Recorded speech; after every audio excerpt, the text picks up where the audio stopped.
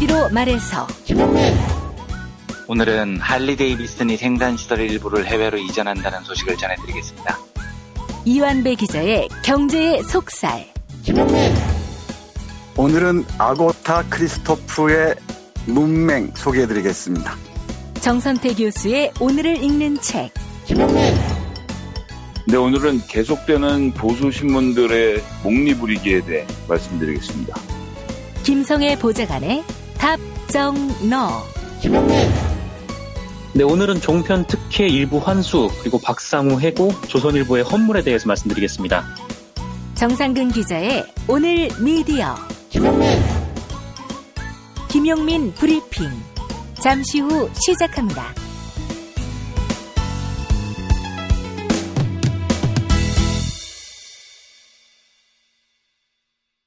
친애하는 지도자 김용민 동지께서는 프랑스 게랑드 지역 천일염의 친환경성과 풍부한 미네랄, 달콤 짭짜름한 풍미를 쏙 빼닮은 남조선의 태안자염을 판매하기로 결정하시었다. 자염이란 염도를 높인 갯벌흙과 바닷물을 걸러낸 함수를 10시간 동안 은근한 불로 끓여 만든 것으로서 자연의 순리에 따라 1년에 오직 30톤만 생산되는 귀한 소금으로 그 감칠맛이 박근혜 파면 이명박 구속의 감칠맛을 훨씬 능가한다며 위대하신 영도자 김용민 동지께서는 치솟는 기쁨을 감추지 못하시었다. 조미료 필요 없이 감칠맛을 내는 태안자염, 10시간 동안 불순물을 걷어내 쓴맛이 없는 태안자염, 재료 본연의 맛을 살려 소원하고 부드러운 저염소금인 태안자염을 최저가에 구매하는 방법은 김용민.com, 김용민.com.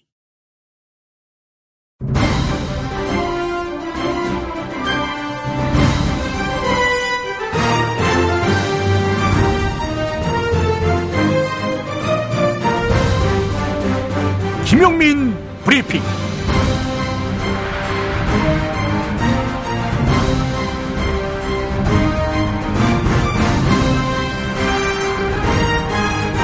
(2018년 6월 28일) 목요일입니다.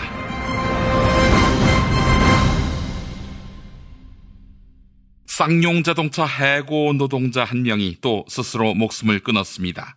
김모 씨. 2009년 그때 해고되고 그동안 극심한 생활고에 시달렸다고 합니다.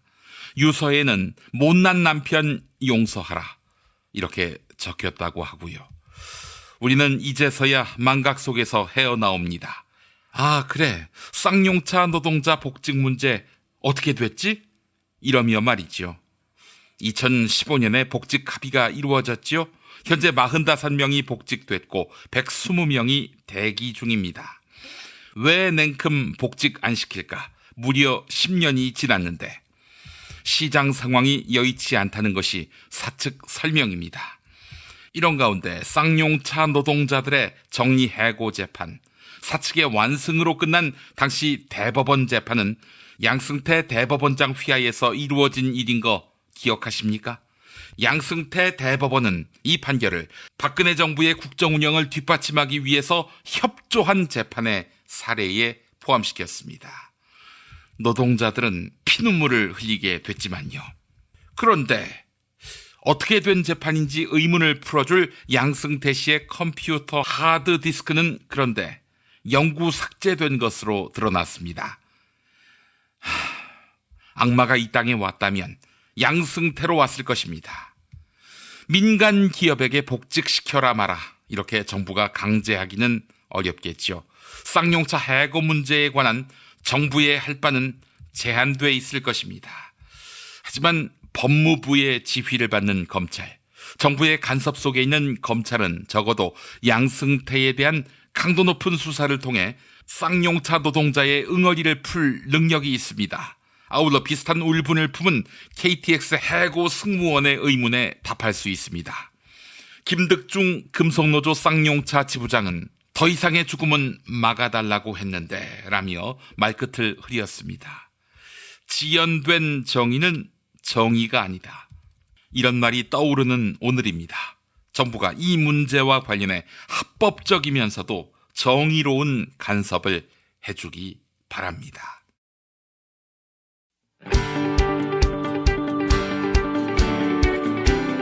올해 5번째를 만난 미래의 기회 2018 특강 선대인경제연구소가 7월 14일, 15일 이틀간 진행합니다. 1400만 영화 신과 함께의 제작자는 어떻게 빅데이터 기술을 활용해 흥행몰이에 성공했을까요? 전세계 1위 흥행게임 배틀그라운드를 만든 사람들은 어떤 자질을 가졌을까요? 미래의 유망한 바이오 제약 기업들은 무엇이며 남북 정상회담이 열어준 북한의 경제적 기회는 무엇일까요? 다른 곳에서 결코 들을 수 없는 가성비 최고의 특강 놓치면 손해입니다. 자세한 사항은 선대인경제연구소 홈페이지를 참고하세요. 중고차죠? 네. 그런데 이 차 진짜 있는 거 맞죠? 정말 이 가격에 살 수 있는 거죠? 아이, 그럼요. 빨리 오시면 됩니다. 여러분, 이거 다 거짓말하는 걸 아시죠? 더 이상 속지 마세요. 허위 매물에서 우리의 가족과 이웃을 지키는 더불어 중고차. 직영 정비소를 운영하여 더욱더 믿음이 가는 더불어 중고차. 카카오톡 검색창에 더불어 중고차를 검색하시거나 1661-3363, 1661-3363으로 전화주세요. 충남 금산의 넓은 인삼밭. 정성농장을 일군 농부아버지 이정열 씨. 자연은 노력한 만큼 내어준다. 그 자연의 마음을 알기에 정성농장을 더불어 일구는 아들 이성규 씨도 아버지에게 배운 것처럼 정직하고 또 성실하게. 정성농장 홍삼은 인삼 재배부터 가공 판매까지 모두 책임지고 있습니다. 그래서 대한민국 1등 품질을 자부합니다. 검색창에 정성농장 홍삼을 검색해주세요. 정성농장 홍삼. 전화문의는 010-9754-6972.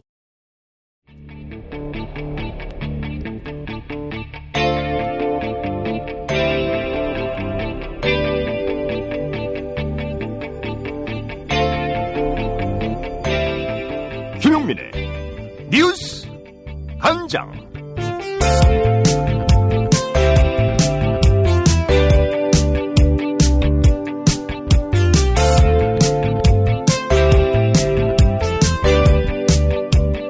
양승태 전 대법원장의 컴퓨터 하드디스크를 대법원이 디가우징 처리한 것으로 드러났습니다. 사법농단 의혹의 핵심축 양승태 전 대법원장의 하드 속 자료들이 영구 삭제된 것입니다. 또한 대법원은 사건 주요 관련자가 쓰던 컴퓨터 하드디스크의 검찰 제출도 거부하고 있어 논란을 자초하고 있는데요. 민주사회를 위한 변호사 모임의 송기호 변호사는 압수수색을 포함한 강제 수사가 불가피하다, 이렇게 목소리를 높였습니다. TBS 라디오 색다른 시선 김종배입니다에 출연한 송기호 변호사의 말 들어보시죠. 우리 대법원장 스스로 어떤 수사 적극 협조를 하겠다고 하셨지 않습니까? 네네. 따라서 그리고 더구나 이 문제가 단순한 어떤 일개 법관의 어떤 개인 비리 문제가 아니고 아까 말씀드린 것처럼 법관의 독립이야말로 우리 헌법 기본 질서이고 또 우리 국민 인권을 최후의 보루라고 하지 않습니까? 예. 그런데 이제 이렇게 법원 행정처에서 조직적으로 이렇게 사법농단 또 법관에 의한 법관의 사찰 의혹이 제기됐다는 것은 대단히 중대한 법치주의 문제이기 때문에 오히려 더 적극적으로 어떤 관련된 재반 증거들을 제출해야 된다. 그렇지 않고 만약에 지금처럼 이렇게 소극적으로 이런 상황이라면 당연히 형사소송법에 따른 강제 수사가 불가피하지 않을까 생각합니다. 그럼 지금 변호사님께서 말씀하신 강제 수사에 압수수색까지도 불사해야 된다, 이런 뜻이 깔려 있다고 봐야 되는 겁니까?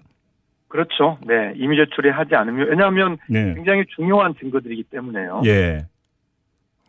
만약에 그 법원 행정처에서 정말로 하드디스크를 내놓지 않으면은 압수수색을 해서라도 확보를 해야 된다. 근데 압수수색 영장도 법원이 발부하잖아요.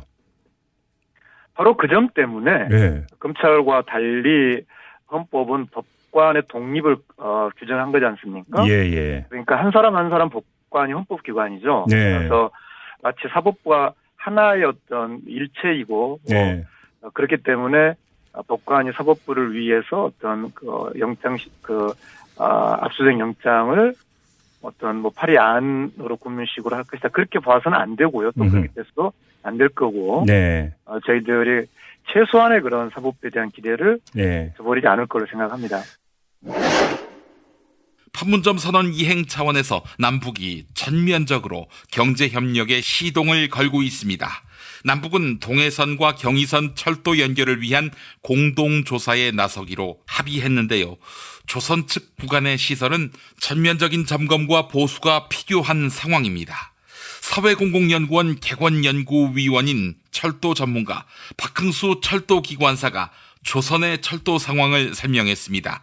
TBS 라디오 김어준의 뉴스공장에 출연한 박흥수 기관사의 말 들어보시죠.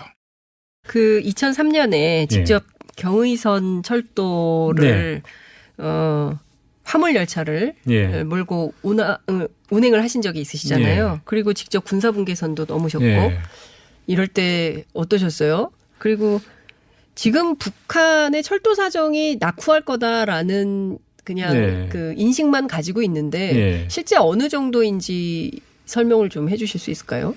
일단 2000년대 초반에 이제 처음에 남북철도 연결 사업을 할 때 그 북측 구간의 선로 상태나 이런 또 직접 운행한 기관사님들의 얘기를 들어보거나 또 제가 이렇게 그 군사분계선 쪽을 운행할 때 보면 다 군사 시설이고 초병들이 있고 이런 산악지대이고 선로 상태는 아주 천천히 그리고 이제 개성공단까지 남북이 그 당시에 협의한 건 25km로 북측 구간 운행했거든요. 시속. 그래서 시속 25km요? 근데 그 속도라도 다닐 수만 있다면 충분히 하루 사이에 왕복을 가능했던 거고요. 그래서 화물열차가 화물을 싣고 가서 내리고 충분히 또 이 문산 임진강만 넘어오면 한국에서는 빠른 속도로 남측 구간에서 빠른 속도 달렸으니까요. 근데 지금 이제 북한 철도 상태가 낙후돼 있다 이런 거는 김정은 위원장이 그 정상회담에서도 민망할 얘기했어요. 수준이라고 얘기를 했는데 도로가 불비하고 민망한 수준이다. 단적으로 보면 그런 거죠. 이제 그 선로를 바치는 게 침목입니다. 침목. 근데 이게 지금 남측에서는 거의 쓰지 않는 나무 침목으로 지탱하고 있는데 우리는 뭘 쓰죠? 우리는 이제 콘크리트 침목으로 해서 PC 침목이라서 콘크리트의 어떤 강성 여러 가지 재질을 첨가해서 이것이 충격을 충분히 이제 그 받아들일 수 있는 것을 쓰고 있는데 나무 침목 같은 경우는 빨리 갈아주지 않으면 이게 썩거든요. 나무 침목을 우리는 언제까지 썼어요? 아마 주요 간선 경부선 함사철라도 이런 주요 간선 부분들은 80년대 후반부터 계속 바뀌었고 거의 한 20년, 30년 전에부터 이게 바뀌었고요. 그리고 아주 그 시골 간이역의 어떤 그 쓰지 않는 선로 이런 데는 남아있을 수 있습니다. 근데 거의 그런 부분들까지 다 신형 침목으로 바뀌었고 그래서 이런 이제 나무가 썩거나 또 이러면 선로를 지탱해 주지 못하기 때문에 열차 속도를 제대로 낼 수 없거든요. 근데 단순히 이런 침목 문제가 아니라 그 선로도 주기적으로 갈아줘야 되고 또 신호 체계라든지 전력 체계 이런 것들이 제대로 이렇게 조화를 이루어야 되는데 또 북한의 전력 사정이 굉장히 안 좋기 때문에 제대로 된 어떤 철도 운행을 할 수 없었다. 그런 측면에서 이런 부분들에 대한 종합적인 어떤 점검과 진단이 우선적으로 필요한 거죠. 그러니까 우리는 한 20년 전, 30년 전에 다 교체됐던 침목을 북한은 아직도 쓰거나 근데 이 나무 침목조차도 제대로 되어 있는지 상황이 어떤지 이것도 이제 점검을 해봐야 되는 건데 우리는 통상 기차가 고속철 같은 경우에 몇 킬로로 달리죠? 최고 속도는 300km. 300km죠. 로 달리고 있죠. 그 예전에 북측에서 장성택 네. 김정은 위원장의 고모부인데 한국에 왔을 때 고속철이 300km가 넘어가니까 벌떡 일어나가지고 야 우리가 해냈다 이렇게 해서 통일부 관료들이 깜짝 놀랐다는 얘기를 제가 들은 바 있거든요. 그런 경험을 이제 북한도 하게 되는 겁니까? 뭐 예, 장기적으로는 예. 중국에서도 그 평양 신의주 또는 개성 신의주 간 고속철도 건설 제안도 했었고요. 네. 그래서 뭐 고속철도를 놓는 구상도 장기적으로는 하고 있는 것으로 알고 있습니다. 네. 문재인 대통령이 청와대 경제수석과 일자리 수석 교체를 단행했죠. 악화된 경제 지표에 따라 사실상 책임을 물은 것이다. 이런 평가가 나오는데요. 김영주 고용노동부 장관은 제조업계의 구조 조정으로 고용 상황이 악화됐다. 최저임금 인상이 고용에 미친 영향은 6개월이 지나야 제대로 평가할 수 있다. 이렇게 밝혔습니다. YTN 라디오 이동형의 뉴스 정면 승부에 출연한 김영주 장관 그리고 진행자 이동형 작가의 대담 들어보시죠. 지금 문재인 정부 출범하고 가장 앞세우는 게 소득주도 성장이지 않습니까? 근데 소득주도 성장이 되려면 일자리가 받쳐져야 하는 것이고요. 그래서 대통령이 뭐 취임하자마자 청와대 뭐 일자리 현황판도 만들고 했었는데 지금 자료가 나오는 거 보면 고용 지표가 썩 좋지 않단 말이죠. 이 원인은 어디에 있을까요? 지금 그 부분이 가장 고민되는 부분입니다. 5월 고용 동향 결과 발표되고 모든 언론에서도 그렇고 우리 정부도 참 이 부분에 대해서는 굉장히 아프고 좀 연구 분석을 좀 해봤습니다. 그래서 저희가 5월 고용 동향 결과를 간단하게 말씀드리면 취업자가 한 자리 늘고 여러 가지 소득 분배율도 악화되지 않았습니까? 그래서 많은 노력 기울여 왔는데도 고용 상황이 크게 나아지지 않아서 무거운 책임 느끼고 송구스럽게 생각합니다. 이렇게 고용 상황이 나쁜 이유를 좀 분석해 보니까 자동차, 조선, 제조업 구조조정 요인이 매우 큰 걸로 나타나는데요. 제조업 취업자가 전년 동기에 비해서 8만 명 정도가 감소했고요. 그중에 자동차 업종 취업자 감소폭이 4만 명에 이르는 걸로 나왔습니다. 그리고 15세에서 16세 생산 가능 인구가 전년 동기 대비 8만 명이 감소한 거 이렇게 복합적 요인이 하는 건데 이거는 저희가 이제 정부는 통계고요. 저희가 일자리 및 소득 분배 문제 해결을 위해서는 범정부 공동 노력이 절실하다고 이렇게 보고 있습니다. 그리고 지난번 1분위 계층 소득 이렇게 악화를 보니까 연세 드신 부분들이 많이 해당이 돼서 신중년에 대한 일자리, 근로빈곤층 취업 지원, 뭐 이런 중심으로 해갖고 정부 부처가 공동으로 마련을 하고 있습니다. 그리고 아까 그 소득주도 성장도 하지만 혁신 성장, 규제개혁 속도감 있게 추진하려고 해서 특히 원하청 구조에 하청업체 이익구조를 개선하는 방안을 공정거래위원회가 많이 노력하고 있어서 이런 부분을 같이 노력하고 있습니다. 조선 자동차 쪽에서 많이 문제가 발생했다고 말씀하셨는데 지금 뭐 보수 언론이나 재계에서는 최저임금을 급격하게 인상하는 바람에 고용지표가 악화된 거 아니냐 또 이런 주장도 있단 말이죠. 그런 부분들이 이제 언론에서 많이 얘기가 나오고 있는데요.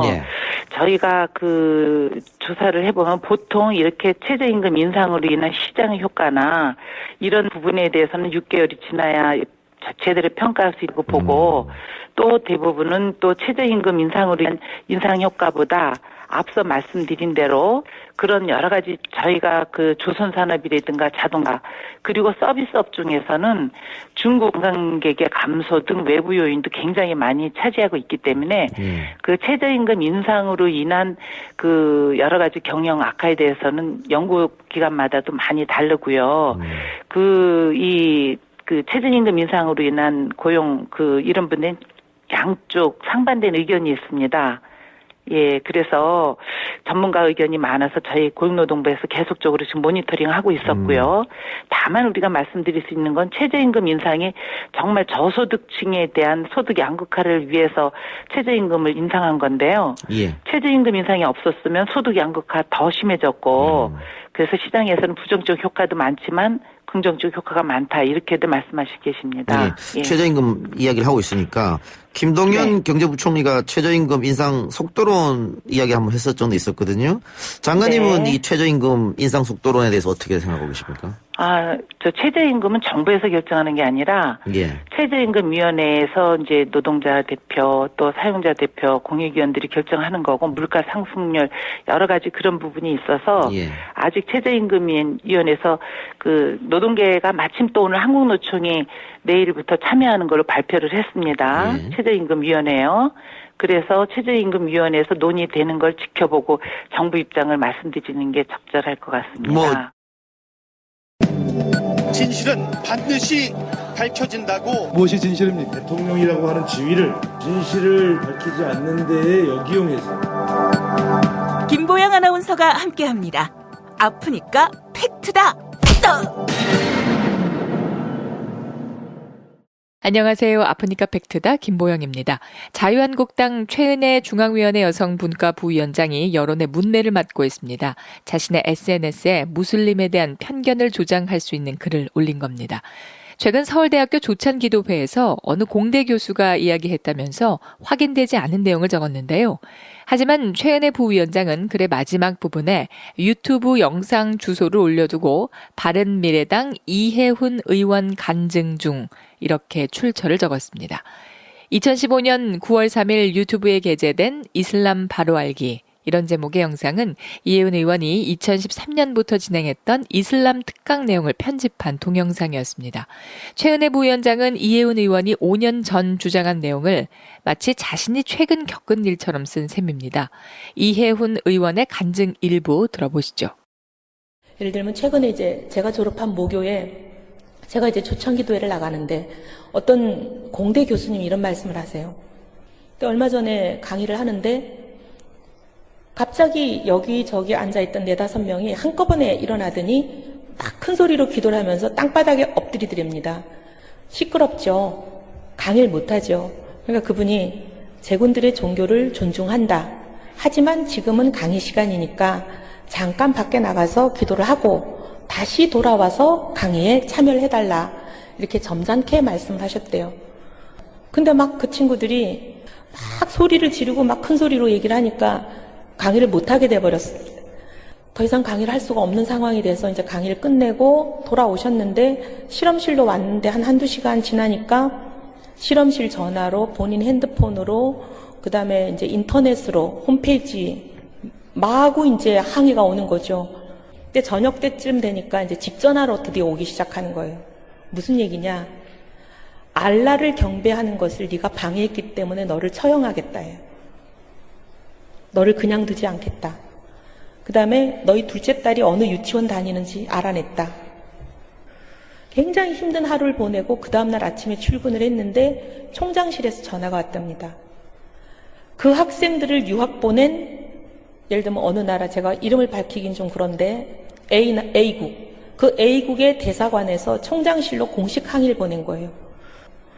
기도 처소를 첫째 만들고 이 알라를 경배하는 것을 방해한 이 교수를 처벌하고 그 다음에 이제 학생들에게 학생들의 이제 종교 생활을 지도할 수 있는 이맘을 파견하게 하고 이맘이라는 건 우리로 치면 목사님이잖아요. 학생 10명당 1명씩 이맘을 다 파견할 수 있도록 모든 것을 보장하고 뭐 이런 거예요. 그런데 최은혜 부위원장의 글에 대해 서울대 쪽은 그런 사실을 들어본 적이 없다고 반박했습니다. 서울대 공과대학 전기정보공학부 성원용 교수는 이슬람 학생을 6년 동안 지도하고 박사학위를 준 적이 있는데 저런 비슷한 것도 모른다. 학부에도 확인했다. 이렇게 댓글을 달았습니다. 특히 2014년부터 총장실에서 근무하고 있는 서울대 관계자는 특정 국가 대사관이 종교와 관련해 총장실에 공식 항의서를 보냈다는 이야기는 들어본 적이 없다. 이렇게 밝혔습니다. 이에 한겨레는 최은혜 부위원장에게 해명을 요청했는데요. 최은혜 부위원장은 죄송하지만 한겨레와는 인터뷰하기 어렵다. 이렇게 답했습니다. 또한 이해훈 의원 측은 이해훈 의원의 발언이 사실인지에 대해서는 더 말씀드릴 게 없다고 해명했습니다. 지금까지 아프니까 팩트다였습니다. 다이어트는 결국 먹는 게 문제다! 문제긴 하지. 매끼 식단 챙기기도 번거롭고 빼도 금세 다시 찌고. 아직도 몰라? 비타샵 다이어트를 해봐. 안 그래도 궁금했는데 어떻게 뺀 거야? 몇 개월 한 거야? 몸에는 안 나빠? 물어 뭐래. 비타샵 가봐. 같이 해. 1522-6648 혹은 비타샵을 검색해주세요. 운전자를 위한 꿀팁 7,000원 운전자 보험 카페. 알고 계세요? 교통사고가 나면 형사합의금, 벌금, 변호사 비용 이거 자동차 보험에서는 보장 못해요. 운전자 상해까지도 책임져 드리는 7,000원 운전자 보험 카페. 버스, 택시, 트럭 등 영업용 차량 운전자를 위한 12,500원 운전자 보험 카페도 있습니다. 실손, 부모님 건강, 자녀 보험도 안내해 드립니다. 02849-9730 연중 무휴라 언제든 02849-9730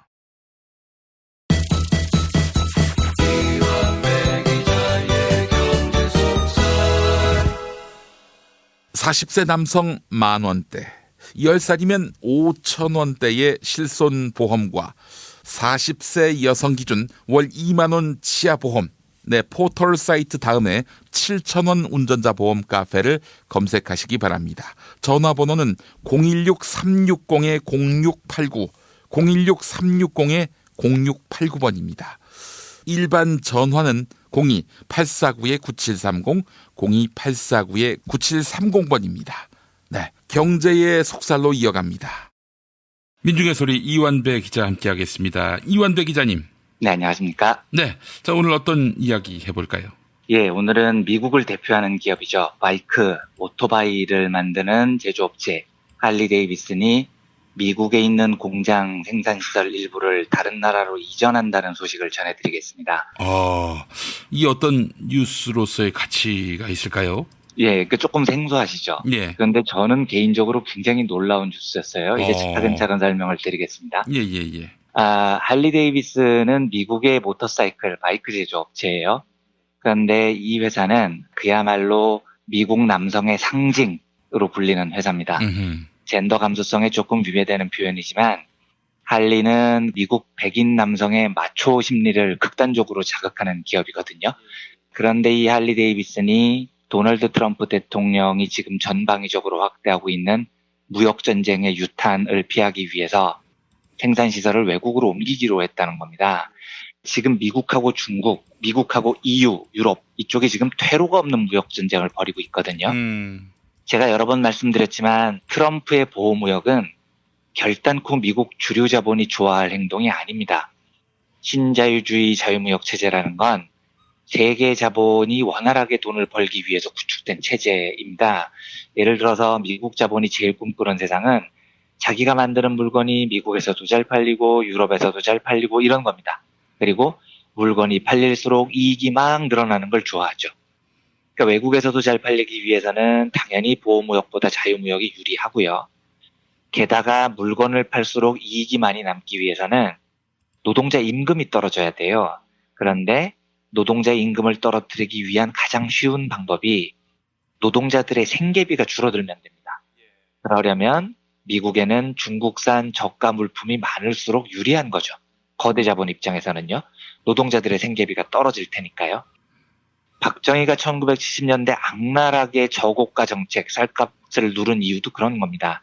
쌀값을 최대한 떨어뜨려서 농민들의 희생을 전제로 하는 겁니다.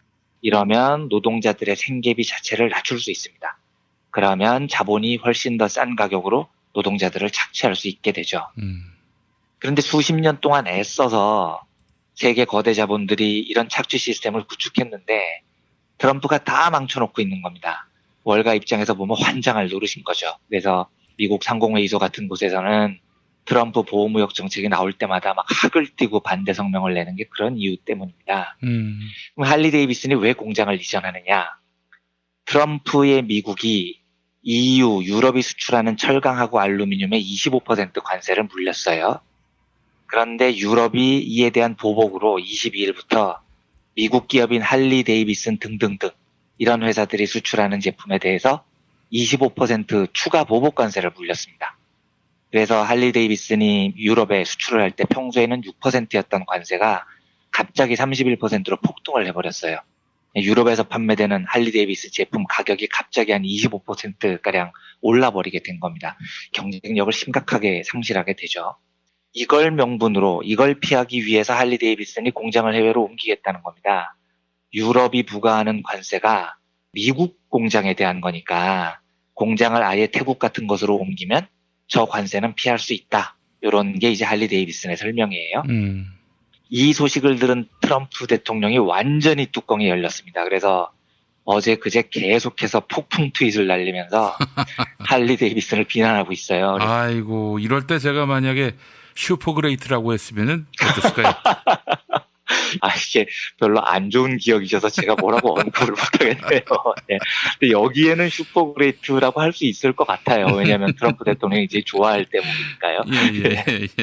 트윗에 할리 데이비슨이 미국 밖으로 나가면 예전에 경험하지 못한 세금을 안겨주겠다. 이렇게 협박을 하고 있어요. 엄청난 협박을 쏟아붓고 있는데 반면에 미국 주류 언론들은 트럼프를 한심하게 쳐다봅니다. 뉴욕타임즈는 앞으로 더 많은 기업이 할리 데이비슨을 뒤따를 것이다. 이렇게 보도를 하고 영국의 진보일간지 가디언도 미국과 주요 교역국의 무역 분쟁으로 인한 충격을 명료히 보여주는 사례 이렇게 비판을 합니다. 예. 이게 이제 지금까지 벌어진 사태의 요약입니다. 조금만 더 나가보죠. 제가 일단 이 소식이 왜 많이 놀랐냐면 할리 데이비슨이라는 회사의 특징 때문입니다. 이 회사는 그냥 우리가 상상하는 일반적인 바이크 회사하고는 개념이 조금 달라요. 일단 할리 데이비슨을 보신 분들은 알겠지만 이 회사 바이크 모양이 아주 특이하죠. 예. 굉장히 모양이 장대합니다. 그리고 이 바이크는 왠지 꼭 가죽 점퍼를 입고 타야 될 것 같은 분위기가 나요. 그리고 엔진 소리도 어마무시합니다. 막 부르릉 부르릉 진짜 아주 독특한 커다란 엔진 소리가 나는 그런 바이크예요. 원래부터 할리 데이비슨이 이제 이런 바이크를 주로 만들었는데 1960년대에 굉장히 큰 경영 위기를 맞습니다. 일본의 대표적인 바이크 업체가 혼다인데 혼다가 할리 데이비슨하고는 완전히 차이가 나는 아주 경량급의 바이크, 굉장히 예쁘고 잘 빠지고 소음도 작은 날렵한 바이크로 미국 시장을 공략을 합니다. 예. 그래서 시장을 뺏긴 할리 데이비슨이 혼다고 경쟁을 하기 위해서 똑같이 경량급 바이크 개발에 나서요.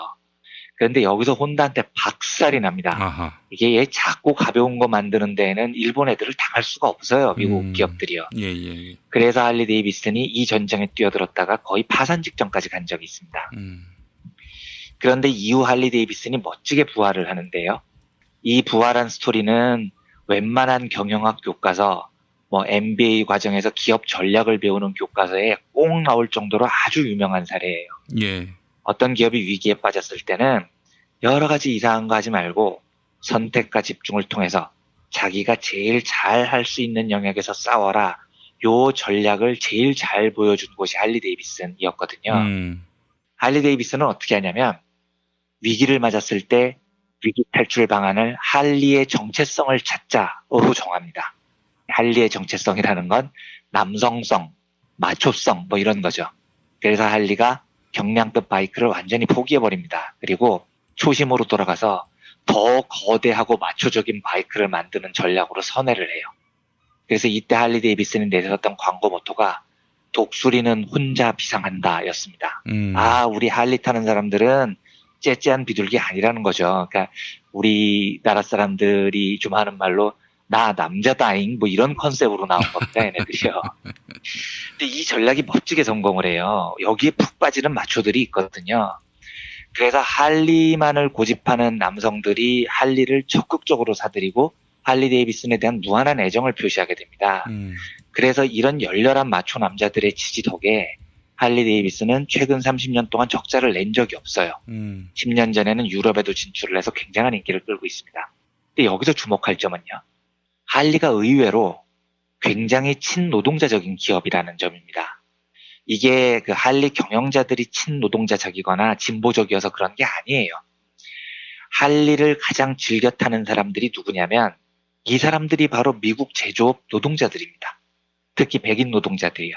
그래서 우스갯소리로 할리의 최대 고객은 러스트벨트의 뚱뚱한 백인 남자들이다. 이런 농담이 있어요. 그러니까 마초성이 풀풀 풍기는 수염 확 기르는 이 백인 남자들이 할리를 최대한 많이 이용하는 고객들입니다. 그러다 보니까 할리가 노동자들을 함부로 대할 수가 없는 거예요. 제일 큰 고객이 바로 그 백인 노동자들이니까요. 그래서 이 회사가 노조에 굉장히 관대합니다. 신자유주의가 시작된 이래 미국 기업들이 대부분 노조를 박살내는데 혈안이 되는데 할리만큼은 노조를 깨지 않습니다. 그리고 많은 제조업체들이 생산 단가를 낮추기 위해서 해외로 공장을 막 옮기는데 할리는 지금까지 한 번도 해외 이전을 한 적이 없어요. 왜냐하면 해외 이전을 하면 자국 백인 노동자들이 열받아 하거든요. 고객이 열받는 겁니다. 그래서 할리는 전통적으로 자국 노동자들의 심기를 구조적으로 건드릴 수가 없어서 공장을 이전한다는 생각을 못 해왔던 기업이에요. 그래서 저는 할리가 이번에 공장을 해외로 이전한다는 소식에 진짜 놀란 겁니다. 우와, 할리가. 다른 데는 몰라도 저는 할리는 절대로 공장 이전을 안 할 거라고 생각을 했거든요.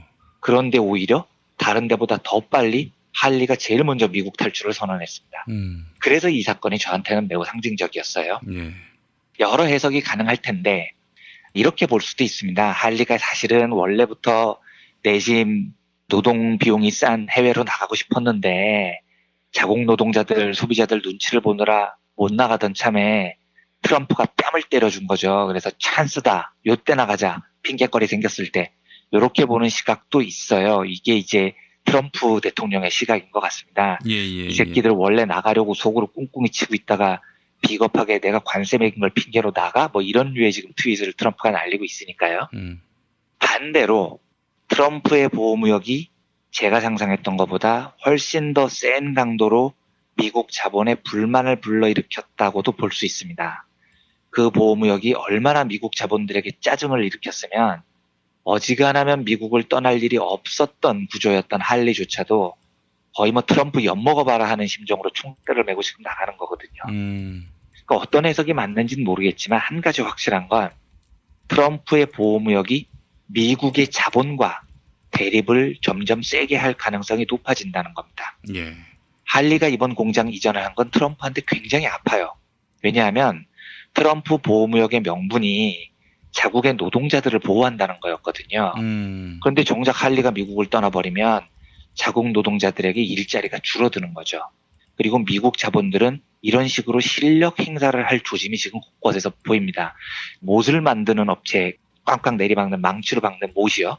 못 만드는 업체 중에 미드콘티넌트 스틸앤드와이어라는 회사가 있어요. 그런데 이 회사가 최근 노동자 60명을 해고했습니다. 해고한 규모는 작은데 이것도 굉장히 상징적이에요. 왜냐하면 못을 만들려면은 철강을 가지고 못을 만들잖아요. 그런데 트럼프가 수입 철강에 관세를 때리니까 철강 가격이 올라버린 겁니다. 그래서 못을 만드는 회사는 원재료값인 철강 가격이 올라버렸죠. 그러니까 이 회사가 노동자들을 해고해버립니다. 약간 보면 트럼프 정부의 엿먹어라 뭐 이런 불만 표시 방식인 거예요. 자국 노동자를 보호한다고? 야, 우린 노동자 해고해버릴래? 뭐 이런 지금 태도를 미국 자본이 보이고 있는 겁니다.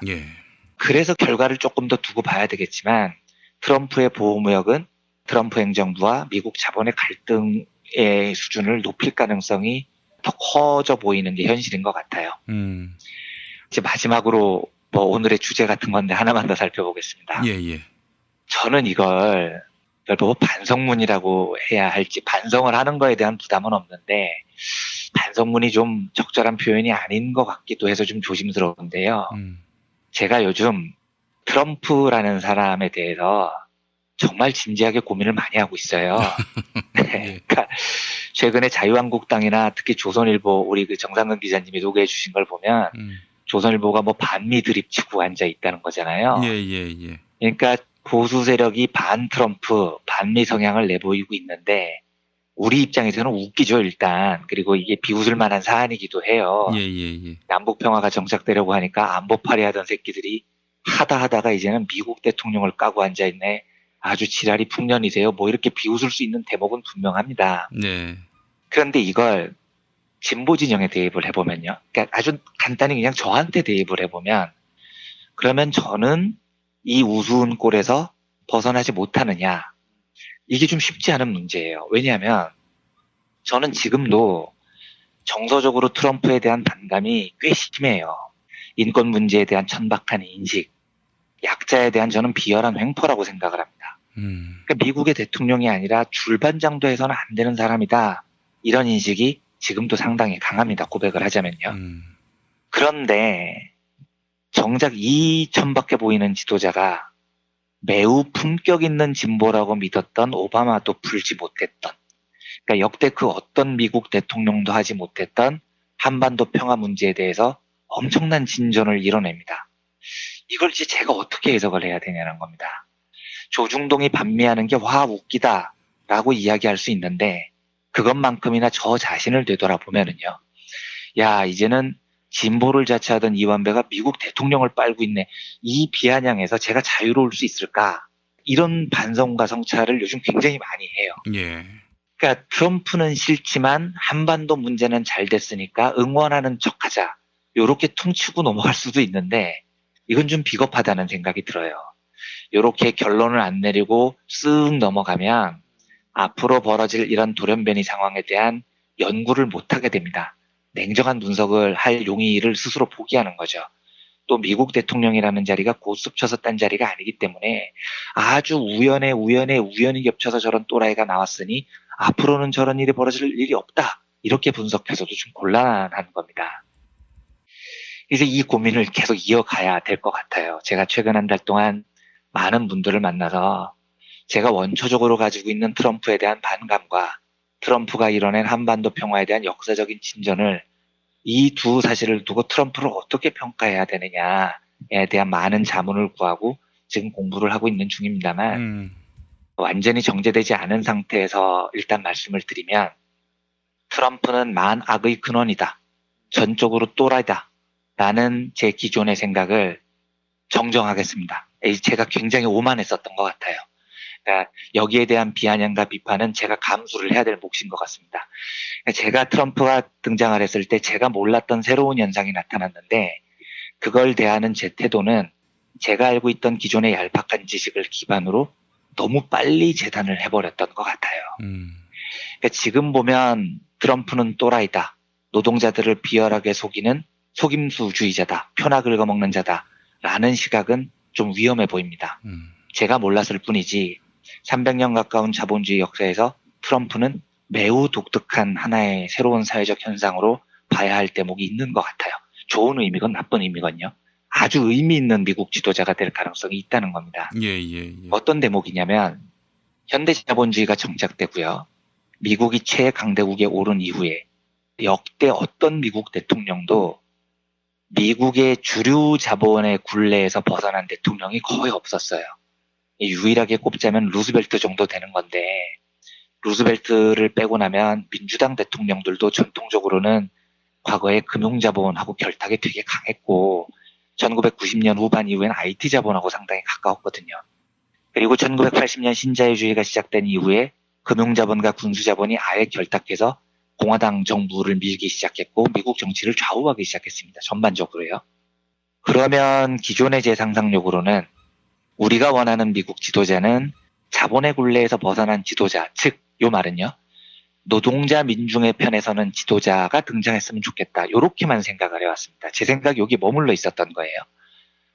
자본 편이 아니면 노동자 편이라고 이분화됐었던 거죠. 그래서 제가 바람직하다고 생각했던 지도자는 버니 샌더스 같은 사람이었습니다.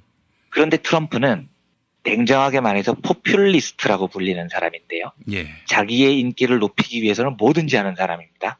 그런데 이 사람은 자본 편이 아니에요. 할리 데이비슨이 지금 미국에서 도망가는 거 보십시오. 미국 주류 언론이 트럼프를 증오하는 모습을 보십시오. 미국의 주류 자본이 트럼프에 대해서 적대감 날을 세우는 걸 보면 트럼프는 절대로 지금 주류 자본 편이 아니에요. 그러면 트럼프가 노동자 약자 편이냐? 이것도 택도 없는 소리입니다. 말도 안 되는 얘기고. 이거 트럼프가 노동자 편을 드는 척을 하는 건 그게 자기 인기를 끄는데 유리하기 때문이죠. 자본가의 관계에서 노동이 약자이기 때문인 게 아닌 겁니다. 그러니까 제일 표를 많이 얻기 위한 전략으로 멕시코 이민자들을 짓밟거나 인종차별을 서슴지 않고 하는 건 그냥 해요. 약자들을 막 짓밟습니다. 즉 트럼프는 약자로서 노동자들을 옹호하는 게 아니라 지금 당장 나한테 이익이 되니까 노동자 편인 척 하는 겁니다. 그러니까 이 사람은 자기 이익만 찾는 포퓰리스트지 자본의 편도 아니고 노동의 편도 아닙니다. 그런데 이런 사람이 정말로 독특한 정치 지도자라는 거죠. 일단 주류 자본이 지배하는 세상에서 굉장히 거리를 두고 있습니다. 이 사실 하나만으로도 40년 가까이 유지되어 왔던 신자유주의 질서가 엉망진창이 돼버립니다. 놀라운 변화가 일어나요. 한미연합훈련을 축소한다. 이거요. 군수자본 이해가 개입되면 절대로 못하는 겁니다. 한반도 평화는 미국 군수자본이 원하는 길이 절대 아니에요. 그런데 트럼프는 이걸 해버리잖아요. 왜? 군수자본이 나랑 뭔 상관이야. 나 노벨상 받는 게 더 중요한데 하고 자본하고 거리를 확 두고 이 일을 해버리는 겁니다. 이 말은 우리가 전혀 상상하지도 못했던 기존 지식으로는 해석하기가 불가능했던 새로운 사회의 정치적 현상이 이 포퓰리스트로부터 지금 시작이 되고 있다는 거죠. 친자본, 친노동으로 양분됐던 제 짧은 시각을 벗어난 새로운 중간쯤 어디에 매우 독특한 자본과 거리를 확 둔 새로운 세력이 어떤 변화를 가져오고 있다는 것 같아요. 그 이탈리아 오성운동이라고 있잖아요. 여기도 대표적인 곳인데 여기 코미디언 출신이 만든 대표적인 포퓰리즘 정당이죠. 그런데 이 정당을 진보로 봐야 되느냐 보수로 봐야 되느냐 무지하게 애매합니다. 이 오성운동이 강령 중에 제일 중요한 게 직접민주주의입니다. 그러면 굉장히 진보적일 것 같죠. 그런데 지금 극우파하고 손을 잡아서 집권 세력이 됐어요. 난민은 죽어도 안 된다 이러면서요. 예.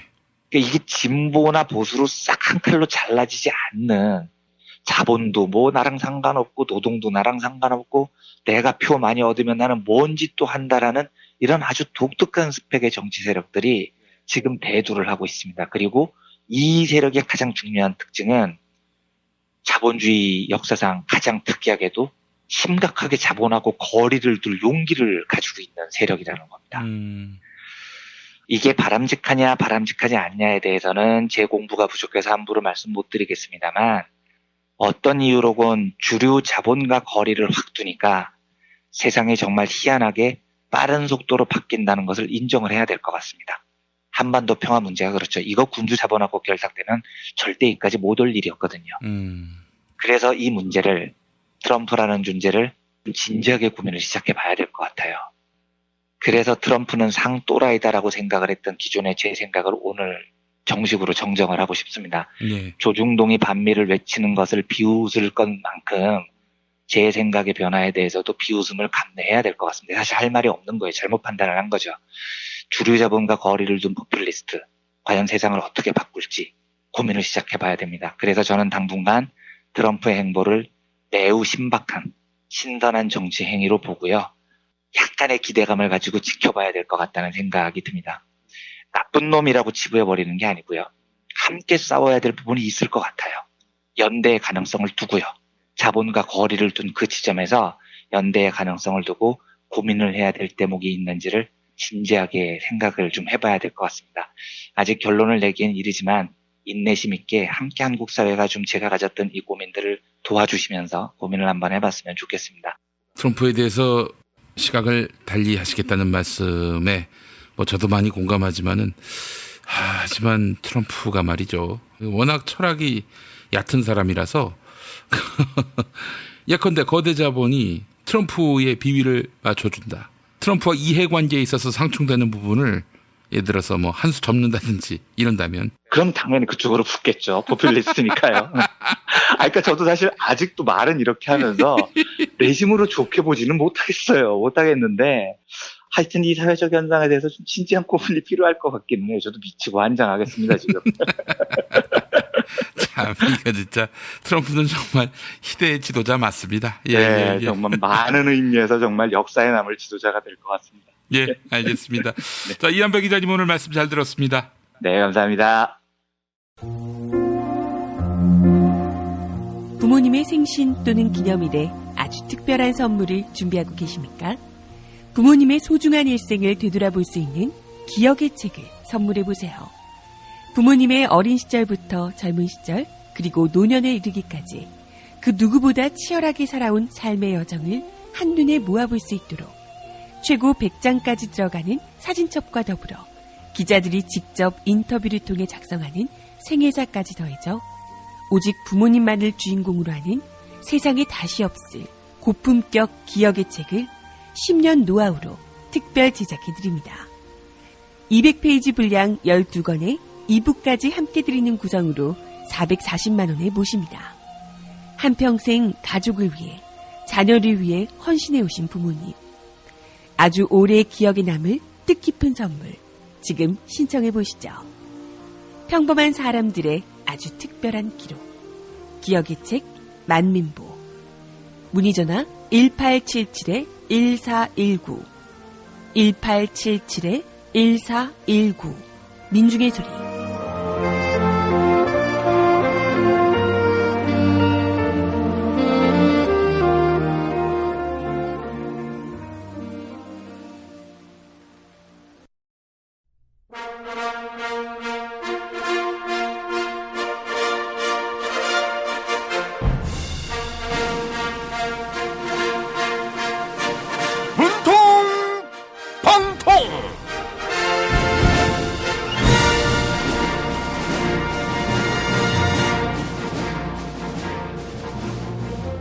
대통령 문재인입니다. 중앙일보에서 제가 외교적 결례를 저질렀다고 지적했네요. 중앙일보 김현기 워싱턴 총국장이 보내온 편지 바로 읽어볼게요. 문재인 대통령님, 김현기 총국장입니다. 한러 정상회담에서 대통령님은 A4 용지를 들고 있었습니다. 양국 정상이 대화를 나눌 때 자료를 보며 읽는 건 외교적으로 결례가 될 수 있습니다. 특히 상대국과 시청자들이 어떤 느낌을 갖게 될지도 고려해야 합니다.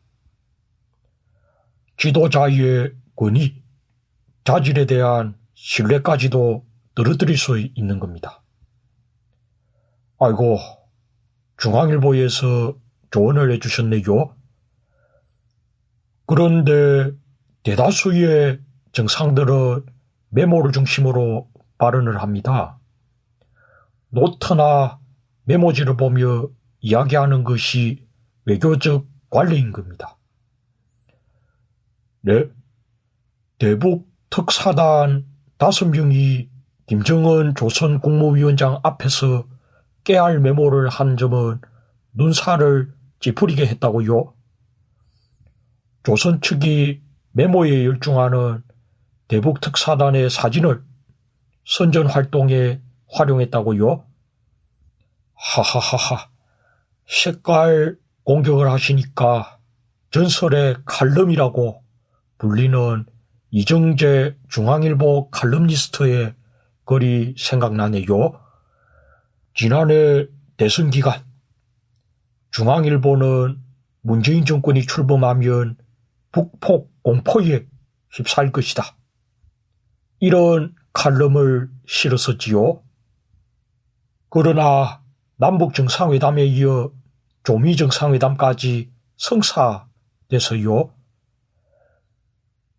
네, 2012년 대선 당시 문재인 대선 캠프는 박근혜 후보를 겨냥해 수첩이 있을 때는 수첩공주, 수첩이 없을 때는 버벅공주다, 이렇게 공격하지 않았냐고요. 짧은 모두 발언까지 외우지 못하거나 소화해 발언하지 못하는 건 문제라고요. 아이고, 제 암기력을 의심하는 거네요. 그런데 저는 사법연수원을 차석으로 졸업해서요.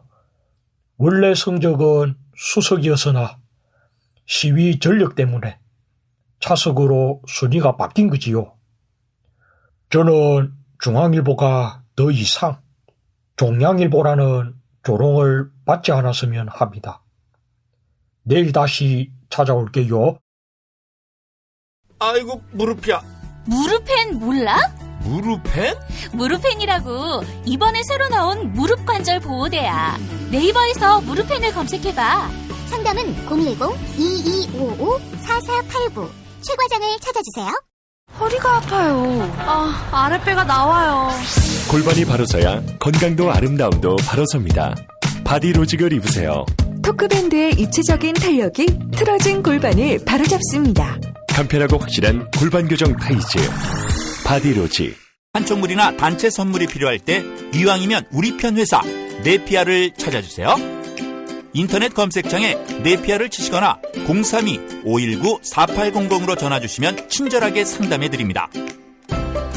그런데 상품은 뭔가요? 네피아를 가서 고르세요. 3만 가지가 넘는 물품이 있어요. 탈모인가 예비 탈모 여러분, 저희 제품 꼭 쓰세요. 그 고통을 알기에 최대한 싸게 팝니다. 이제 탈모약 써도 괜찮다고요? 같이 쓰면 부작용 없이 2배 효과입니다. 이미 모발 이식했다고요? 그럼 더 싸게 오래 유지해야죠. 아직 젊고 두피도 반짝거리지 않는다면 100% 뿌리 깊은 샴푸 두피 영양제 1566-7871.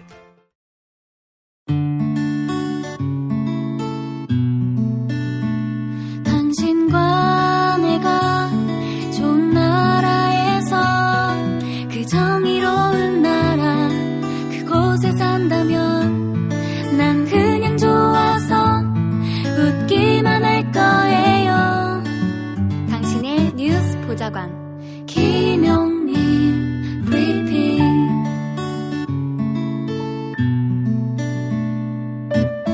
대한민국 뉴스 브리핑의 선두주자 김용민 브리핑. 계속해서 김보영 아나운서가 오늘의 날씨를 전해드립니다. 날씨를 전해드리겠습니다. 오늘까지 남해안과 지리산 부근, 제주도에 많은 곳은 150mm 이상, 전북과 경북에는 최고 50mm의 비가 더 내리겠는데요.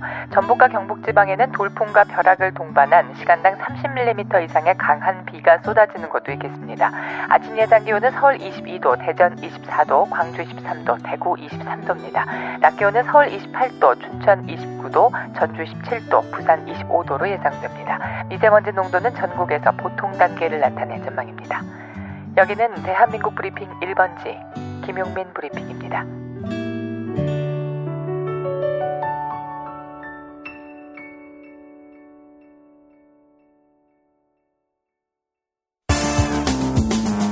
오늘을 읽는 책, 문학평론가인 국민대학교 국문학과 정선태 교수와 함께합니다. 탈모는 막아주고 빠진 머리는 다시 나게 하는 18,000원짜리 뿌리 깊은 샴푸 두피 영양제. 네, 돈 많이 들고 효과 없다. 포기하신 분들 계시죠? 딱 한 달만 뿌리세요. 효과 없다면 환불합니다. 1566-7871 1566-7871. 네, 오늘을 읽는 책으로 넘어갑니다. 국민대학교 한국어문학부 국어국문전공 정선태 교수님 함께하겠습니다. 교수님. 네, 안녕하세요. 네, 교수님. 오늘 어떤 작품 소개해 주시겠습니까? 네, 오늘은 체코슬로바키아 출신 밀란 쿤델라와 더불어 동유럽을 대표하는 작가로 손꼽히는 아고타 크리스토프의 짤막한 소설 한 편 소개해 드릴까 합니다. 네. 제목은 문맹인데요. 자전적 이야기라는 부제가 달려 있습니다. 요즘에 자꾸만 망명 작가들, 이른바 난민 작가들의 글에 눈길이 가는데요. 아고타 크리스토프도 그 중에 한 명입니다. 아고타 크리스토프는 헝가리 출신입니다. 1940년대 2차 세계대전 때 빈곤 속에 서덕이다가 1956년 헝가리 혁명이 발발하지 않습니까? 예. 그때 소련군이 탱크를 밀고 와서 이 혁명을 압살해버리죠. 그때 반정부 운동가였던 남편과 함께 오스트리아로 망명을 떠납니다. 근데 그곳에 정착하지 못하고 결국은 스위스 뇌샤텔이라는 곳에 정착합니다. 그곳에서 살다가 2011년에 사망을 합니다. 대표적인 작품으로는 존재의 3가지 거짓말이라는 걸작이 있습니다. 아고타 크리스토프의 마니아들이 많이 있는 걸로 알고 있는데요. 이 존재의 3가지 거짓말은 그야말로 간결하고 날카롭게 삶의 의미들을 투시해내는 걸작으로 손꼽힙니다. 제가 보기에도 놀라운 작품처럼 보입니다. 그리고 오늘 소개해드릴 문명처럼 자전적 이야기 부제가 달린 이 작품과 그리고 어제 그리고 아무튼 같은 글들이 우리 한국에도 소개되어 있습니다. 이 문명이라는 제목을 먼저 이해하고 가야 될 것 같은데요. 예. 헝가리라는 조국을 떠나서 오스트리아와 이 스위스에 정착해서 프랑스어를 낯설게 배웁니다. 그러다 보니까 자기 모국어를 잃어버린 셈이 되죠. 예. 글쓰기를 갈망했던 사람에게 모국어를 사용하지 못한다는 건 그야말로 문맹 상태나 다름이 없었을 겁니다. 그런 점을 이해하면 이 문명이라는 제목을 이해할 수 있을 것 같습니다. 이 책 첫 페이지를 펼치면은 이렇게 적혀 있습니다. 나는 읽는다. 이것은 질병과도 같다. 나는 손에 잡히는 대로, 눈에 띄는 대로 모든 것을 읽는다. 신문, 교재, 벽보, 길에서 주운 종이 쪼가리, 요리조리법, 어린이책, 인쇄된 모든 것들을. 네, 이렇게 했습니다. 예. 짤막짤막하죠. 그리고 대단히 간결합니다. 비수와도 같은 문장이라고 말하는데 제가 보기에도 그런 것 같습니다. 그만큼 여백과 울림도 큽니다. 아고타 크리스토프는 요즘 말대로 얘기하자면 문자 중독증에 심각하게 걸렸던 것 같습니다. 문자 중독증은 뭡니까? 네, 문자를 보지 않으면 못 견디는 불안감에 어찌할 바를 모르는 증세를 말합니다. 화장실 갈 때 뭐 신문이라도 들고 들어가야 하는 것도 문자 중독증이라고 말할 수 있을까요? 일종이 그럴 수 있을 겁니다. 아무런 그 생리적인 문제를 해결하지 못하는 상황에 처하는 것이죠. 그리고 문자를 보지 못하면 불안해지고 뭐 그럴 때가 많이 있습니다. 예. 제가 많이 혼나곤 합니다. 교수님 저도 그렇습니다, 사실. 그리고 심각한 질병이에요. 예. 그러니까 옆에 누구하고 대화하는 것보다 활자를 보고 얘기하고 상상하는 게 훨씬 더 내실 있어 보이고 그래요. 별로 바람직한 삶의 태도는 아닌 것 같은데. 어쨌든 이 아고타 크리스토프도 그랬던 것 같습니다. 활자의 바다 속에서 헤엄치면서 거기에서 의미를 길어 올리는 것을 즐겼던 그런 사람 같습니다. 우리 어릴 때 아버지를 통해서 글자를 배우고요. 그런데 소련군이 헝가리에 들어오면서 또 소련말을 배워야 되고 낯선 말을 배워야 되고 스탈린을 숭배해야 되고 그런 상황 속에서 얼마나 괴로웠겠습니까? 읽을 것은 별로 없죠. 그리고 삶은 점점 더 팍팍해지죠. 자신의 언어를 잃어가는 어려운 상황들을 기술해 놓은 부분을 보면 이렇습니다. 내가 9살이었을 때 우리는 이사를 했다. 우리는 적어도 인구의 4분의 1이 독일어를 쓰는 국경 도시에 살러 갔다. 우리 헝가리 사람들에게 독일어는 오스트리아의 지배를 상기시켰으므로 적의 언어였고 그것은 또한 당시 우리나라를 점령했던 외국 군인들의 언어이기도 했다. 1년 후 다른 외국 군인들이 우리나라를 점령했다. 러시아어가 학교에서 의무화되었고 다른 외국어는 금지되었다. 아무도 러시아를 알지 못한다. 독일어나 프랑스어, 영어 등의 외국어를 가르치던 선생님들은 몇 달 동안 러시아 속성 수업을 배웠지만 그들은 그 언어를 제대로 알지 못하고 그것을 가르칠 마음이 전혀 없었다. 네, 이렇게 씁니다. 그러니까 고향을 떠나면서부터 고국으로부터 점점 멀어지면서부터 또 헝가리라는 그 나라가 외세에 의해서 짓밟히면서 자신의 모국으로부터 점점 멀어지고 적의 언어로 둘러싸이는 형국이 된 거죠. 아마 문자를 사랑하는 사람들, 글 쓰는 게 그리고 글을 읽는 게 삶의 운명과도 같은 사람들에게 적의 언어에 둘러싸여 있다는 것은 그야말로 고통스러운 상황이었을 겁니다. 그렇게 어려운 역사적 상황들을 통과하다가 결국은 56년도에 헝가리 혁명이 발발하면서 헝가리를 영영 벗어나 버립니다. 오스트리아를 경유해서 스위스로 정착한다고 말씀드렸잖아요. 21살의 나이에 4달 된 딸을 데리고 국경을 넘습니다. 그 과정들 잠깐 읽어보겠습니다. 그래 나는 기억한다. 나는 21살이다. 2년 전에 결혼했고 내게는 넉 달 된 어린 딸이 있다. 11월의 어느 저녁 우리는 월경 안내인을 뒤따라 헝가리와 오스트리아 사이의 국경을 넘는다. 월경 안내인의 이름은 요세프이고 나는 그를 잘 알고 있다. 우리는 아이들을 포함해 10명 남짓의 아이들로 구성된 무리다. 나의 어린 딸은 아이 아빠의 품에 안겨 잠들어 있고 나는 2개의 가방을 들고 있다. 둘 중 한 가방에는 젖병과 귀저귀, 아기의 갈아입힐 옷이 있고 다른 가방에 사전들이 들어있다. 우리는 요세프의 뒤를 따라 1시간가량 침묵 속에 걷는다. 거의 완벽한 어둠이다. 가끔 조명탄이나 탐조등이 사방을 밝히고 뭔가 터지는 소리, 총소리가 들린 후 다시 정적과 어둠이 내려앉는다. 이렇게 어려운 상황을 돌파해서 국경을 넘습니다. 그리고 오스트리아를 지나 스위스에 일단 정착하는데요. 이곳에서 시계 공장에서 일을 하면서 프랑스어를 어렵게 배웁니다. 그러면서 자신이 놓을 수 없었던 시쓰기와 글쓰기를 시작합니다. 그런데 이런 사람들에게 고국을 떠난 망명자 또는 난민들에게 이 낯선 땅은 그야말로 사막과도 같았던 것 같습니다. 언어 상황도 그렇고요. 삶의 환경도 그랬겠죠. 고국에서보다 조금 물질적으로는 편안해졌을지 모르지만은 온갖 그리움들, 그리고 언어를 자유롭게 사용하지 못하는 데서 온 소통의 부재들이 아고타 크리스토프와 그 동료들을 몹시도 괴롭혔던 것 같습니다. 해서 아고타 크리스토프는 자신의 스위스에서의 생활, 시계 공장을 다니면서 글을 쓰던 상황들을 사막에 비유합니다.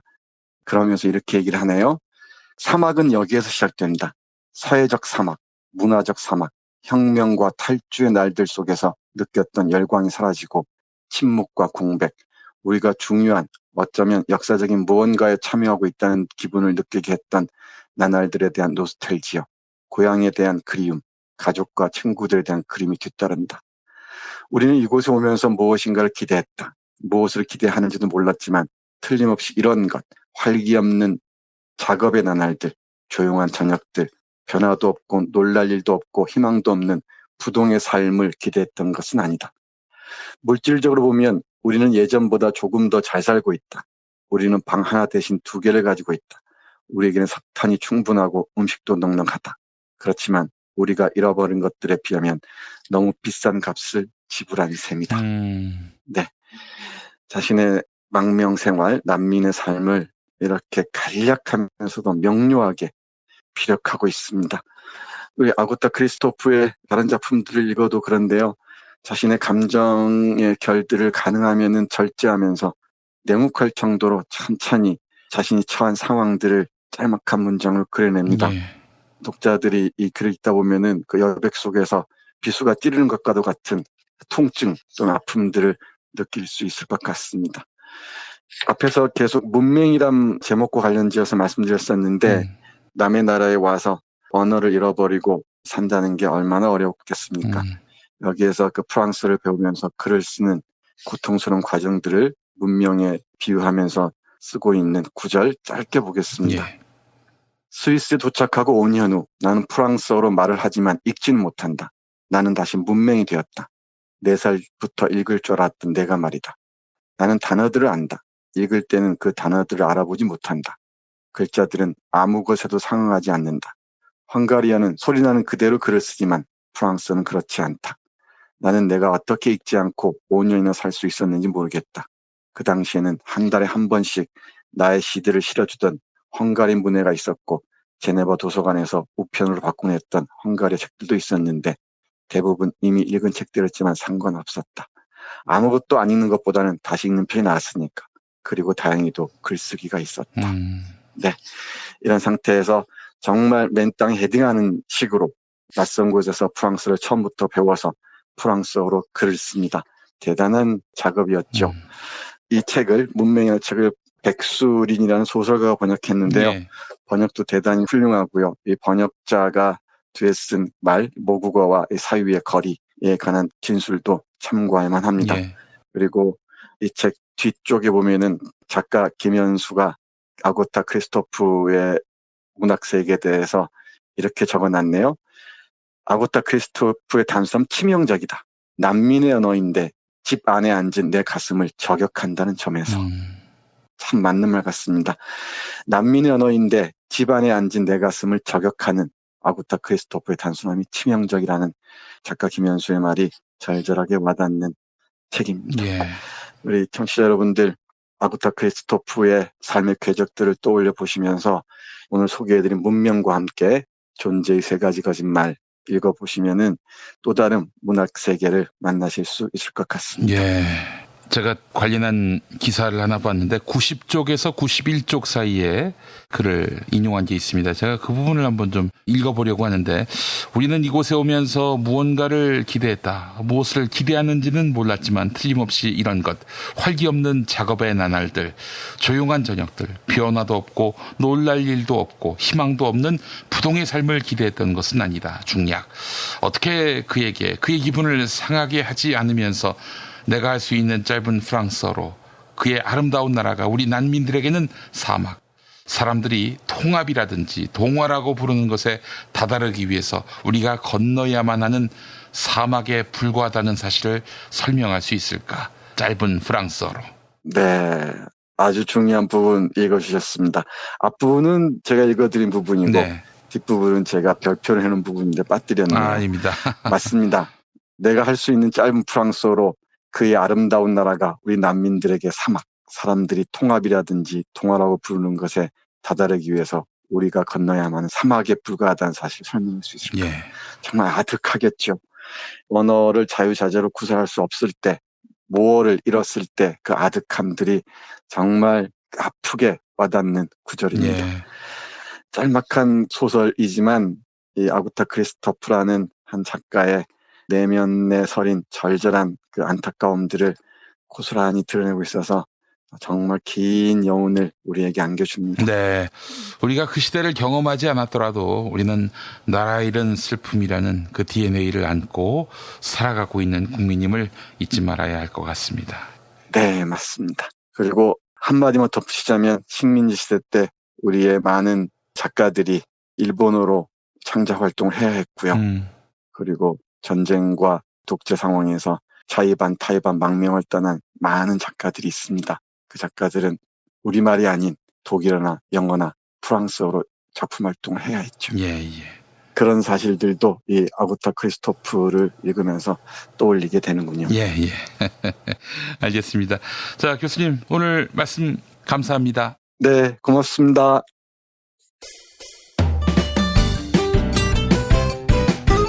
뉴스포렌 메리와 함께합니다. 김용민 트위터 계정에서는 매일 설문조사가 진행되고 있죠. 대법원이 양승태 전 대법원장이 사용하던 컴퓨터 하드디스크를 디가우징했습니다. 지난해 10월 하드디스크에 저장된 정보를 강력한 자기장을 이용해 영구 삭제한 겁니다. 이에 판사 출신인 박범계 더불어민주당 의원은 증거인멸의 의혹을 충분히 받을 수 있다고 평가했는데요. 대법원이 사법농단 관련 증거를 인멸했다는 의혹에 대해 시민들은 어떤 견해를 갖고 있을까요? 어젯밤 8시까지 모두 798분이 설문조사에 참여해 주셨습니다. 99% 거의 모든 시민들은 대법원이 증거를 인멸한 것이다 이렇게 응답해 주셨습니다. 증거인멸은 아니다 이런 의견은 1%에 그쳤네요. 트위터를 통해 시민들의 의견 듣고 있습니다. 가리아님, 당당하면 왜 디가우징을 할까요? 긴급 체포해야 합니다. 스킨답서스님, MB도 디가우징 됐나요? 다 모른다고 하던데요. 설문조사에 참여해주신 여러분께 감사의 말씀 드립니다.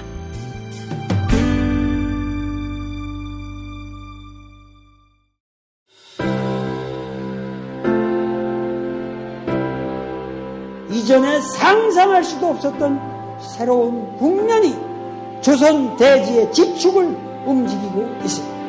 이 민족의 역사가 제 궤도에 올라서서 달리게 시작한다고 하는 느낌이군요. 문익환이 가르쳤고 도울이 배웠던 학교, 한신대학교 신학대학원.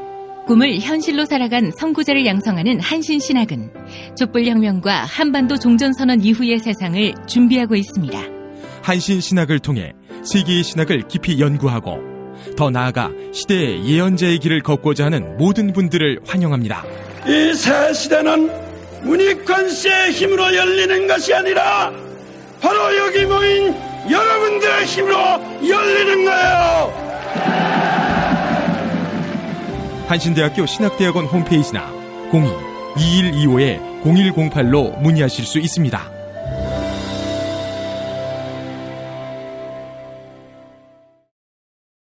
탄핵 때문에 뭐 이야기를 전달을 하려고 해도 길을 막고 듣질 않아요. 회족 수준으로 쪼그라든 한국 보수. 회생의 길은 과연 있을까? 변화된 정치 환경, 갈 길 잃은 보수에게 새로운 희망을 제시한다. 애국보수의 화려한 부활과 집권을 위한 본격 가이드. 김용민의 신간, 보수를 지켜라. 진중권도 투표하는 보수 정당. 광주에서도 일당이 될 수 있는 보수 정당. 젊은이들의 입당이 줄을 잇는 보수 정당. 언제까지 민주당 정의당을 부러워만 할 것인가? 부러우면 진다니까? 자유한국당 당원 김용민이 쓴 보수를 지켜라. 이김에서 나왔습니다.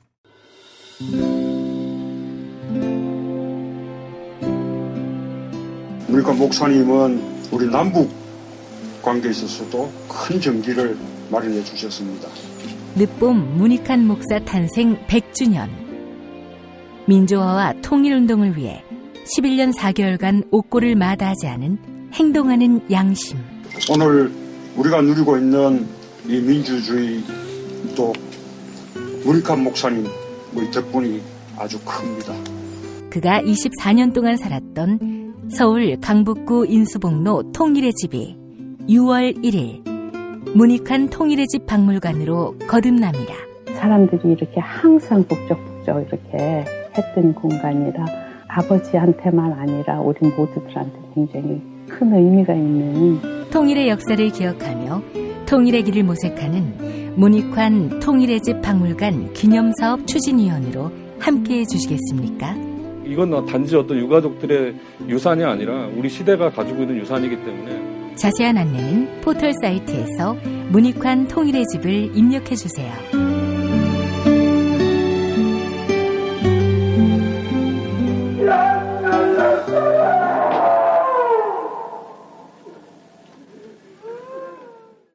도올 김용옥 선생의 마가복음 강해로 여러분을 초대합니다. 이 마가복음이라는 게 대단히 중요합니다. 왜냐하면 복음서의 원형이기 때문에. 원형. 매주 일요일 아침 11시 서울 서대문구 충정로 20 서울 지하철 충정로역 9번 출구 앞에 있는 벙커원에서 도울과 만나세요. 율법을 믿으시겠다고? 신약이 율법의 완성이라고? 얼어빠질 그따위 기독교 내 입 앞에서 제발 입도 뻥끗 터지지 말아요. 그런 소리들은. 벙커원 교회 일요일 예배를 겸하는 이 자리. 도울이 진리와 생명이었던 예수를 원형 그대로 복원합니다. 그 십자가를 과감하게 걸머지고 돌아가신 예수를 말하지 아니하고 믿으면 너는 금방 축복받을 일만 남았다. 이게 한국 목사들 99%의 거짓말 설교예요. 도울의 마가복음 설교는 따로 녹화 녹음되지 않으며 현장에서만 만나실 수 있습니다. 뉴스 기능력평가 정답 맞히신 분들 소개합니다. 어제 문제는 독일의 수도가 어디인지 맞히는 거였죠. 정답 베를린인데요. 정답자 에스터 리스크님, 또리 아빠 임님, 클로징 사연 당첨자는 푸른 하늘 33님입니다. 게시판에 이메일 적어주시면 올인원 향수비누 헤이브로 올인원 파워바를 보내드립니다. 김부선 스캔들과 관련해 장정일 소설가의 칼럼을 거론된 인물을 중심으로 재구성해 보았습니다. 이재명 경기도지사 당선인과 관련해 이 스캔들은 그녀가 과거에 연인이었다고 지목한 남자에게 자신과 사귄 적이 있다고 공개적으로 실토하라는 요구에서 비롯됐다. 저런 압박에 불응하거나 거짓말을 하는 것은 헤어진 연인 모두에게 보장된 천부인권이다. 사실 저런 공개적 협박이나 뒷소문은 여성들이 가장 두려워하는 것인데 이 경우엔 성별이 바뀌었다. 김부선과 관련해 유일한 진실은 김부선이 선거 국면을 이용해 사적 복수를 꾀했다는 것이다. 유권자들이 유부남과 연애하다가 뒤틀어진 부도덕한 연애사의 주인공을 위해 표심을 고민할 필요는 없었다. 나카지마 요시미치는 니체의 인간학에서 약함을 무기 삼아 나는 약해서 옳다고 주장하는 사람에게 이렇게 말한다. 이런 사람은 절대 스스로 반성하는 법이 없고 오히려 강자 때문에 영원한 피해자가 된 척한다. 강자에게 끊임없이 농락당하는 불쌍한 사람이라는 자화상을 계속 그리는 것이다. 이 이상의 둔감함, 태만함, 비열함, 교활함, 다시 말해 해악이 또 있을까? 그리고 공지영과 관련해 김부선 스캔들에 뛰어든 공지영은 자신을 진실의 증인이라고 확신한다. 하지만 밀회를 나누었다고 가정하는 두 사람의 내밀한 갈등이나 거래에 대해서는 그 또한 아는 게 없는 제3자다. 이 소설가는 자신의 선한 영향력을 사적 복수의 도구로 허비했다. 마지막으로 장정일 자신과 관련해 여배우는 문제의 남자가 총각이라고 사기치고 공짜로 즐기고 헤어질 때 협박했다고 주장한다. 이런 증언은 나에게 진실의 증인이 돼달라고 청하지만 아무런 진실도 알 길이 없다는 점에서 나는 여전히 제3자다. 네, 6월 28일 목요일 김용민 브리핑 1부 모두 마칩니다. 2부도 많이 들어주시기 바랍니다.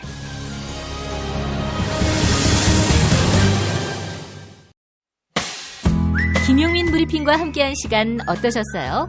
다음 시간에도 보다 바르고 알차며 즐거운 정보로 여러분을 찾아가겠습니다.